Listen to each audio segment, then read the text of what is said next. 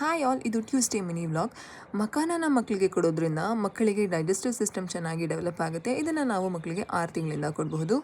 And ಯಾವ ಮಕಾನನ use ಮಾಡಬೇಕು, ಮಕಾನನ ಹೇಗೆ ರೋಸ್ಟ್ ಮಾಡಬೇಕು, ಆ್ಯಂಡ್ ಮಕಾನ ಸೆರ್ಲ್ಯಾಕ್ನ ಮಕ್ಕಳಿಗೆ ತುಂಬ ಈಸಿಯಾಗಿ ಮಾಡ್ಕೊಳ್ಬೋದು ಮನೆಯಲ್ಲೇ. ಅಂಗಡಿಯಿಂದ ತರುವಂತಹ ಸೆರ್ಲ್ಯಾಕ್ಕಿಂತ ಮಕಾನ ಸೆರ್ಲ್ಯಾಕ್ ಇಸ್ ಬೆಸ್ಟ್. ಹೇಗೆ ಮಾಡೋದು ಅಂತ ನನ್ನ ಚಾನಲಲ್ಲಿ ವಿಡಿಯೋ ಇದೆ, ನೀವಿನ್ನೂ ಚೆಕ್ ಮಾಡಿಲ್ಲ ಅಂತಂದರೆ ನೀವು ಚೆಕ್ ಮಾಡ್ಕೊಳ್ಬಹುದು. ಟ್ಯೂಸ್ಡೇ ವ್ಲಾಗಲ್ಲಿ ನಾನು ಮಕಾನನ ಹೇಗೆ ರೋಸ್ಟ್ ಮಾಡೋದು, ತುಪ್ಪ ಮತ್ತು ಪೆಪ್ಪರ್ ಮತ್ತು ಜೀರಾ ಪೌಡರ್ನ ಹಾಕಿ ರೋಸ್ಟ್ ಮಾಡಿದ್ರೆ ಮಕ್ಕಳಿಗೆ ಕೊಟ್ಟರೆ ಏನೆಲ್ಲ ಬೆನಿಫಿಟ್ಸ್ ಇದೆ, ಆ್ಯಂಡ್ ಮಕಾನನ ಹೇಗೆ ಸ್ಟೋರ್ ಮಾಡ್ಕೊಳ್ಳೋದು, ಆ್ಯಂಡ್ ಸರಿಯಾಗಿ ಮಕಾನನ ರೋಸ್ಟ್ ಮಾಡಿಲ್ಲ ಅಂತಂದರೆ ಮಕ್ಕಳಿಗೆ ಹೊಟ್ಟೆ ನೋವು ಸಹ ಬರುತ್ತೆ.